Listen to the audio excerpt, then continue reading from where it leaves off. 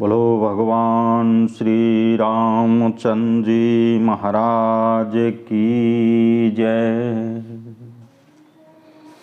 जिनमें मुनियों के मनरूपी भौरे बसते हैं, उन चरण कमलों की शोभा कही नहीं जा सकती। बाएं भाग में सदा अनुकूल रहने वाली शोभा की खान, जगत की मूल कारण आदि शक्ति शोभयमान है। जिनके अंश से गुणों की खान असंख्य पार्वती, लक्ष्मी और ब्राह्मणी उत्पन्न होती हैं, तथा जिनके भौएं के संकेत मात्र से जगत उत्पन्न होता है, वही श्री सीता जी श्री राम जी की बाईं ओर स्थित है।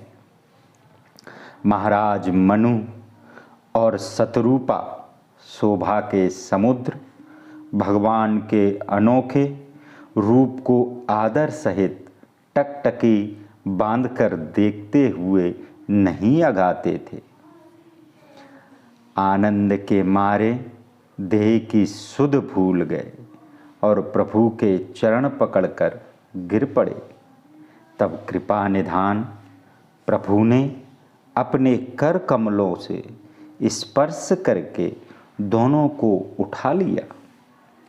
फिर कृपा निधान भगवान बोले, मुझको बहुत प्रसन्न जानकर और बड़ा दानी मानकर जो मन को भावे वही वर मांग लो। प्रभु के वचन सुनकर दोनों हाथ जोड़ धीरज धर मनु मधुर वाणी से बोले, हे नाथ, आपके चरणों के दर्शन करके हमारी सब कामनाएं सिद्ध हो गईं। परंतु मेरे मन में एक बड़ी लालसा है, वह सुगम है अथवा कठिन है, सो नहीं कहा जाता। हे स्वामिन, आपके देने में तो सुगम है, परंतु मुझे अपनी कृपणता से कठिन जान पड़ती है।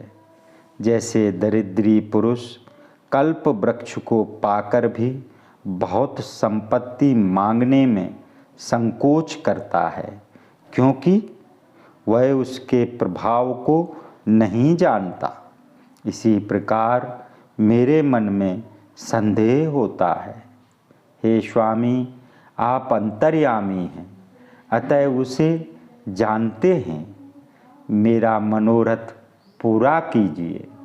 भगवान बोले, हे राजन, संकोच छोड़कर मुझसे मांगो।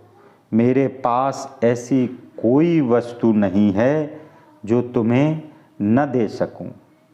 मनु बोले, हे दानियों में शिरोमणि, हे कृपा निधान स्वामी, मैं सच्चे भाव से कहता हूँ कि मैं आप ही के समान पुत्र चाहता हूँ। प्रभु से क्या छिपाऊँ। राजा की प्रीति देख और अमूल्य वचन सुनकर करुणा निधान भगवान बोले, ऐसा ही हो। मैं अपने समान कहाँ जाकर खोजूं। अतः हे राजन, मैं ही आकर तुम्हारा पुत्र हो जाऊंगा। शतरूपा को हाथ जोड़े देखकर भगवान बोले, हे देवी, तुम्हें अच्छा लगे सो वर मांग लो। शतरूपा ने कहा, हे नाथ, चतुर राजा ने जो वर मांग लिया है, कृपालु, वही मुझे बहुत प्रिय लगा है। परंतु हे प्रभु, यह बहुत ठीठपन है। यद्यपि भक्त के हेतु वह भी आपको अच्छा लगता है, क्योंकि आप ब्रह्मादिकों के उत्पन्न करने वाले जगत के स्वामी साक्षात परब्रह्म और अंतर्यामी हैं। ऐसा समझने से मन में संदेह होता है, परंतु प्रभु ने जो कहा वही ठीक है।